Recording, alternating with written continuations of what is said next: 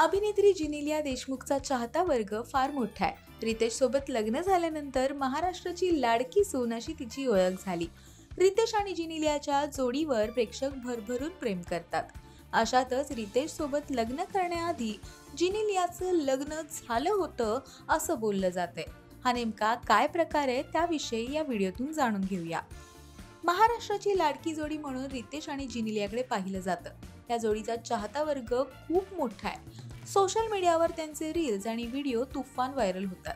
दरम्यान या जोडीबाबत एक चर्चा रंगली आहे. ती अशी की जिनेलिया देशमुखांची सून होण्यापूर्वी तिचं लग्न झालं होतं.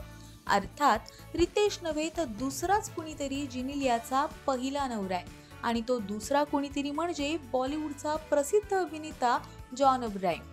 दरम्यान याबाबत जिनेलियाने स्वतःच सांगितलंय.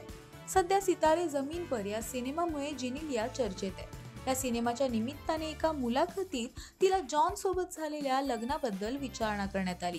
अखेर या प्रकरणावर जिनेलियाने मौन सोडले.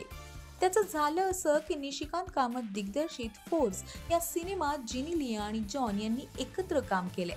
या सिनेमात त्यांच्या लग्नाचा एक सीन होता. त्या शूटिंग वेळी पुजाऱ्याने चुकून त्यांचे खरेखुरे लग्नविधी पूर्ण झाल्याचे म्हटले होते.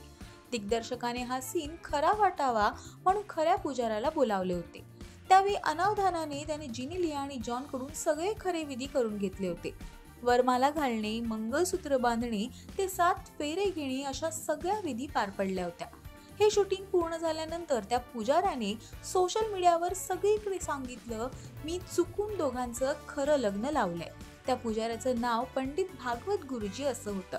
या प्रकरणावर प्रकाश टाकताना अलीकडेच एका मुलाखतीत जिनेलियाने सांगितलं की त्या गोष्टीत कोणतंही तथ्य नाही. माझं आणि जॉनचं लग्न झालेलं नाही. या बातम्या PR ने पसरवल्या होत्या. त्यामुळे तुम्ही त्या PR ला विचारायला हवं की त्याने असं का केलं. एकूणच काय तर जिनेलियाने या सगळ्या अफवा असल्याचं स्पष्ट केलंय.